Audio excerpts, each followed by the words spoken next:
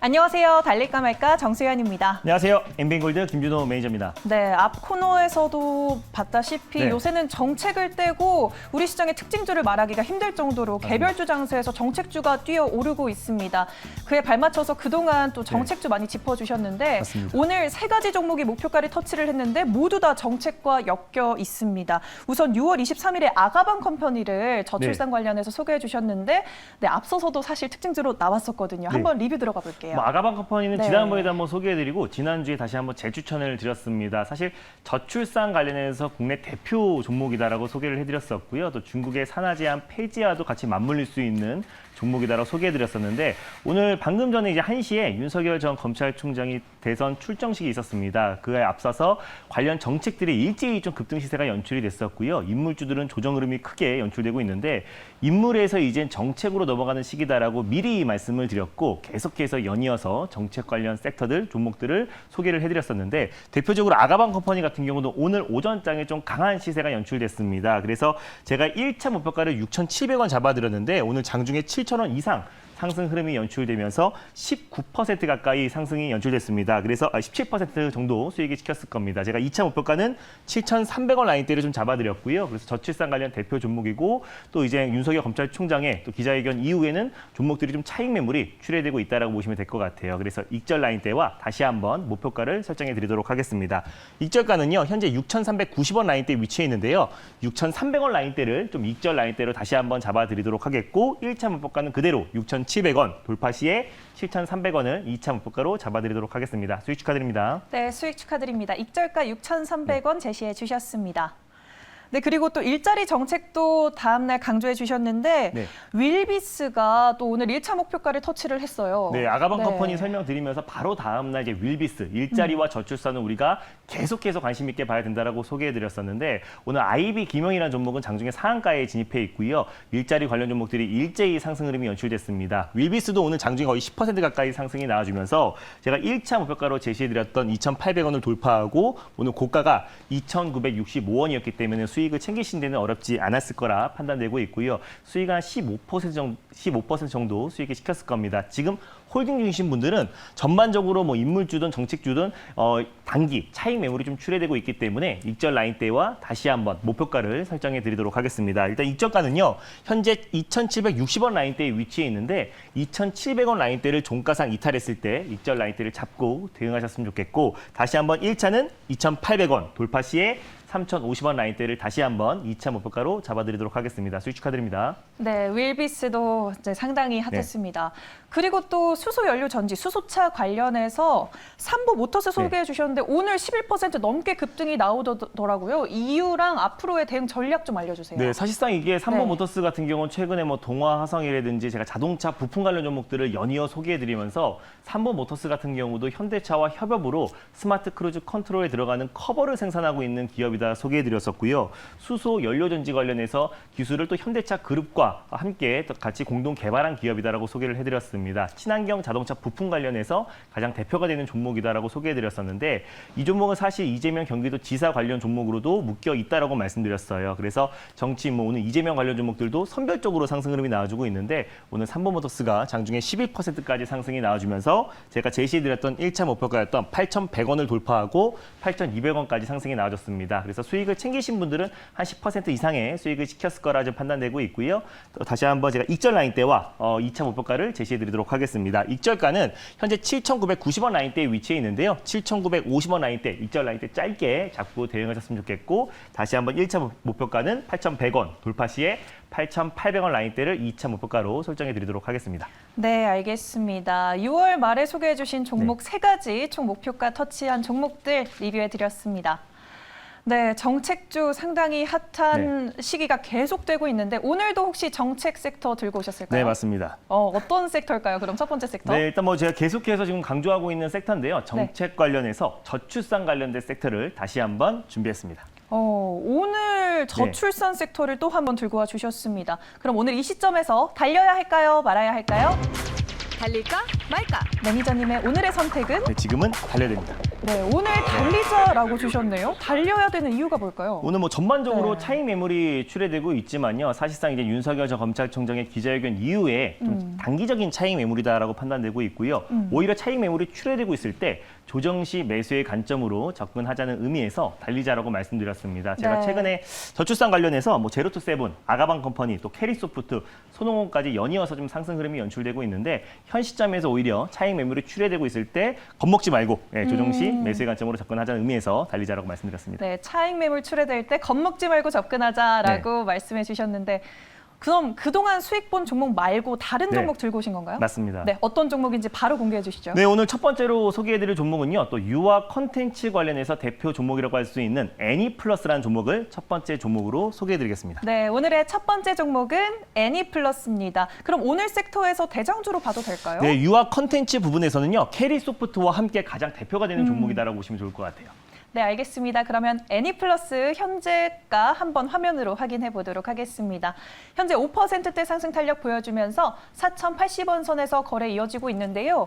애니플러스 또 가져오신 이유가 뭘까요? 네, 애니플러스 같은 경우 처음으로 아마 달릴까 말까 해서 소개해드린 종목이고요. 애니플러스라는 애니메이션 프로그램을 운영하고 있는 기업입니다. 주 사업은 애니플러스라는 이제 방송 사업을 주 사업으로 영위하고 있고요. 극장판 애니메이션 배급 사업뿐만 아니라 전시 이벤트 그리고 드라마 제작 사업을 하고 있는 기업이다라고 보시면 좋을 것 같아요. 통신 3사, IPTV 3사인 KT, SK, LG, U+에도 지금 이제 애니플러스 애니메이션들이 공급이 되고 있다라고 보시면 될 것 같고요. 주요 인터넷 포털 사이트에도 애니플러스의 애니메이션들이 공급되고 있다라고 보시면 될 것 같습니다. 최근에 글로벌 OTT 업체들이 넷플릭스를 비롯해서 최근에 디즈니 플러스도 국내 상륙을 앞두고 있는 시점이기도 하고 또 그리고 뭐 애플이든지 구글까지 글로벌 OTT 시장의 성장이 계속해서 폭발적으로 증가하고 있는데 그에 발맞춰서 이제 애니플러스의 주가도 고성장하고 있다라고 좀 판단되고 있습니다. 그리고 그거 외에 이제 캐릭터 사업도 온 오프라인 매장도 운영을 하고 있고요. 또 이제 드라마 제작사를 작년에 위메드라는 드라마 제작사를 또 인수를 했습니다. 그래서 드라마 제작 사업까지 계속해서 확대해 나가면서 컨텐츠 업계의 절대 강자다라고 보시면 될 것 같아요. 그리고 또 애니플러스 아시아 채널도 운영을 하고 있고요.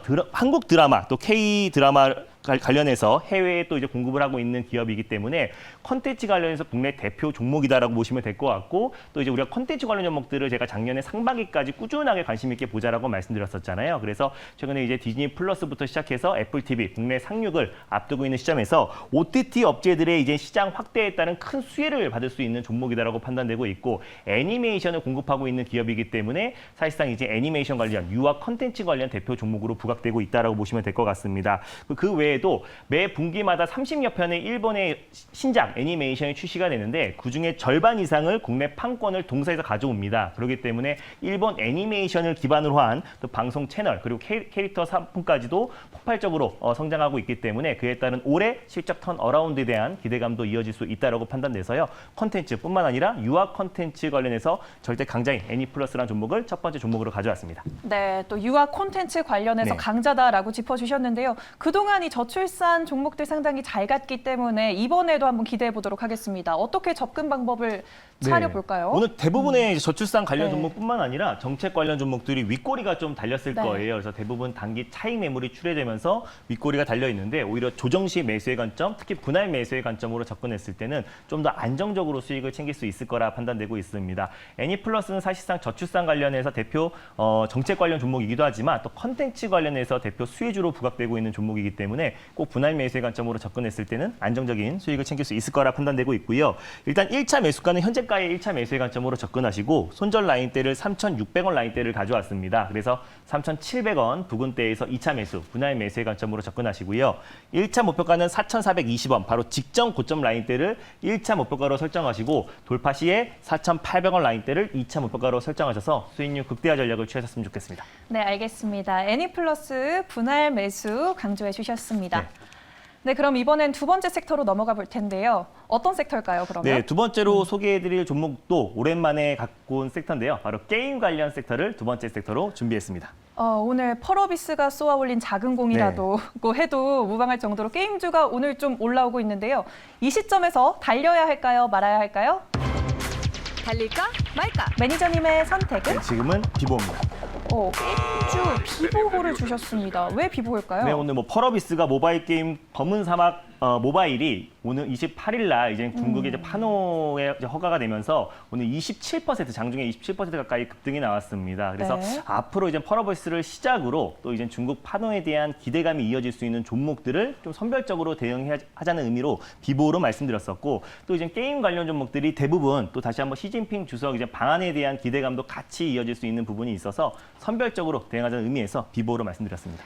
네, 게임주 섹터 내에서 좀 선별적으로 김준호 매니저가 골라준 종목을 네. 공략해보자라고 말씀해 주신 것 같은데 그럼 어떤 종목 주실 건가요? 네, 두 번째로 소개해드릴 종목은요. 게임 관련해서 가장 대표 종목이라고 할 수 있는 M게임이라는 종목을 오랜만에 가져왔습니다. 네, 섹터 내 대장주라고 볼 수 네. 있을 것 같습니다. M게임 소개해 주셨고요. 그럼 현재가 어떻게 흘러가고 있는지 화면으로 확인해 보도록 하겠습니다. 현재 3%가량 상승폭 보여주고 있는 상황이고요. 9,270원 선 지나가고 있습니다. M게임 오늘 들고 오신 이유가 궁금한데요. 네, M게임 같은 경우도 중국 내에서 지금 17년째 인기를 끌고 있어요. 열혈 강호가 안정적인 캐시카우 역할을 하고 있고 중국 무역 게임 순위가 여전히 10위권, 13위에 위치해 있습니다. 그래서 지금 열혈 강호 같은 경우는 중국 이제 사드가 배치되기 직전에 이제 받았기 때문에 그 이후에 이제 발매되었던 질 열혈 강호 모바일 버전 같은 경우가 아직까지 중국 판호에 통과가 되지 않은 상태입니다. 그래서 뭐 대만이라든지 태국, 베트남에는 이미 출시가 되어 있는데 진 열혈 강호 모바일 버전의 어떤 중국 판호 개방에 대한 기대감도 같이 이어질 수 있는 종목이다라고 좀 판단되고 있고요. 이 종목 같은 경우는 N게임은 예전부터 제가 이제 메타버스 관련해서 대표 수혜주로 여러 번 좀 소개를 해드렸고 네. 최근에 이제 차기 대권 후보자들이 연이어서 이제 메타버스로 대권 출범식을 하고 있습니다. 그래서 메타버스의 어떤 사업의 확장성이 게임뿐만 아니라 어떤 이제 뭐 모바일 또 그리고 교육 여러 가지로 이제 확대될 수 있기 때문에 메타버스 관련 섹터는 일종의 어떤 테마성이 아니라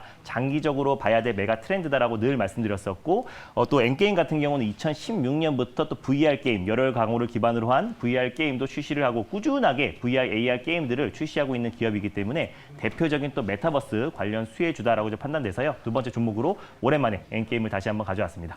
시진핑 방한 수혜뿐만 아니라 메타버스와 엮여 있다라고 네. 짚어주셨는데 그러면 지금 지점 어떤가요? 접근하기 괜찮을까요? 네, 사실 뭐 N게임 같은 경우는 달릴까 말까 코너를 통해서 여러 차례 좀 소개를 해드렸고 그때마다 좀 수익을 안정적으로 챙겼던 종목이기도 한데요. 최근에 좀 가파르게 반등 흐름, 바로 직전 고점 라인 때까지 상승 흐름이 나와준 이후에 좀 3거래일 동안 좀 가격 조정 흐름이 나와줬습니다. 그래서 현재가 부근에서 다시 한번 좀 분할 매수의 관점으로 접근했을 때는 직전 고점 라인 때까지 다시 한번 추가적인 상승 여력 충분하다라고 판단돼서요. 현재가 부근에서 1차 매수의 관점으로 접근하셨으면 좋겠고 손절 라인 때는 8,300원 라인대를 가져왔습니다. 본격적으로 상승 흐름이 나와주기 직전 가격대인 8,300원 라인대를 종가상 이탈했을 때 손절가를 잡고 대응하셨으면 좋겠고 8,400원 또는 8,500원 부근대에서 2차 매수, 분할 매수의 관점으로 접근하셨으면 좋겠습니다. 1차 목표가는요.